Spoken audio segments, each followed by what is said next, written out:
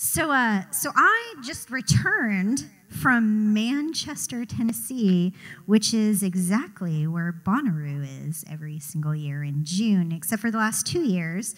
The first year in 2020 was canceled. I don't know if you heard there was a worldwide pandemic. Did anybody hear of this? COVID-19. And so they shut down all music festivals, everything was shut down. I don't know if anybody can recall this time in our lives, but it was a rough period.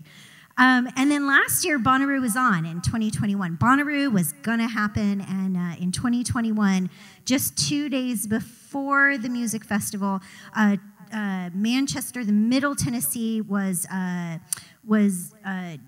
welcomed in crazy rainstorms, like insane flooding rainstorms. And so there's nothing but for the organizers to do, because you have like REM's coming, and Mick Jagger might be there, and you can't really like reschedule them. Like, it's not really a thing. But I digress. So that's where I've been, and that's where my mother lived until March 17th, 2022, when she passed away, which kind of sucks, I know. Bummer. I know that's what I'm doing right now. But one of the things that Tracie had said this evening is she talked about her auntie, and I've got lots of them. I've got 7. And they're fantastic women. They're all in their 60s now, 60s, early 70s. And as I'm cleaning out my mom's house and doing a lot of things, you know how older people get, right? They buy the tomatoes, but you don't just buy 1 canned tomato, you buy 300 canned tomatoes, right? You don't buy just 1 jar of Nepalese, you buy 50 jars of Nepalese, because you never know when there's going to be a worldwide pandemic and there will be no more toilet paper in the world. And let me tell you, my mother had all of that as well.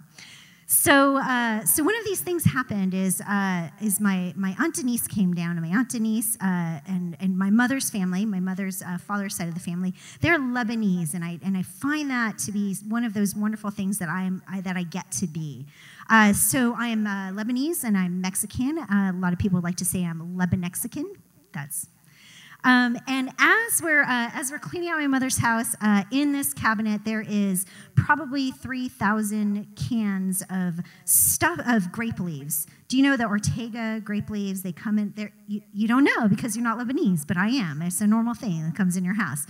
And my friend Jasmine had also come down from New York to help me sort of do this clean out thing and do this thing. And as we're doing this thing and packing my mother's things, and my auntie is there, and when something bad happens, you need your mom or you need the auntie. Like, she was the auntie that came down and did that, and she like helped us pack and do the things. And for like 5 days, she kept talking about how we were going to stuff the grape leaves. We're going to stuff the grape leaves. We're going to lay out the grape leaves on the big counter, and we're going to stuff the grape leaves. And by the time she left, we never quite stuffed the grape leaves.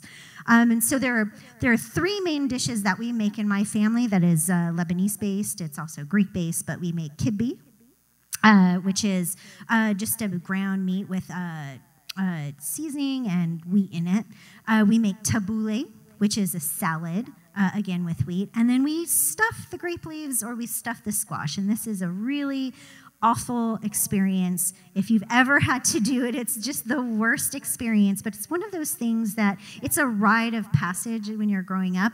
And so when you pull out the grape leaves, you have to cut off the ends of the stems, and that's like a big process. And then the grape leaves break, and you have to put those aside. And then you're always on the search for the perfect grape leaf to be out. And then you have to mix the ground beef or lamb with the tomatoes and the onion and the little seasonings that go in. It's not a lot. And rice. You don't cook the rice before. You put the raw rice in there.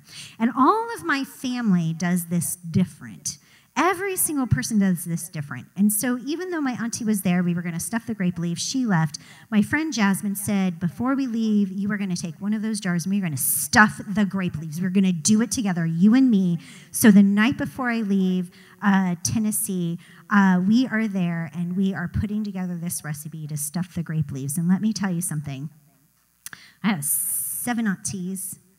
Well, I have 6 aunties and a mom, and every single one of those bitches has a different fucking recipe. And they all, no matter who you do it with, you're never doing it right. You're never doing it the right way. But tonight, it was my motherfucking night. And you know what? If you're not going to be there, I'll make my stuffed grape leaves the way I want. And that's just what I did.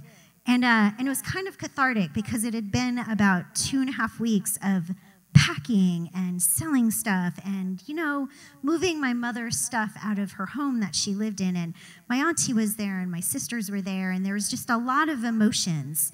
And then Jasmine, she said, we are going to do this together and it will be your catharsis. And that's what I did. We laid them out. We mixed the meat. We put the raw rice in there. We mixed all the tomatoes in. We did not take the tomato seeds out like Auntie Karen once. We kept them in so that it's moist and whatever.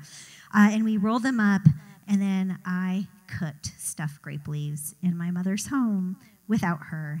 And it was sad, but it was also beautiful, and it was this cultural thing that I will forever be grateful for.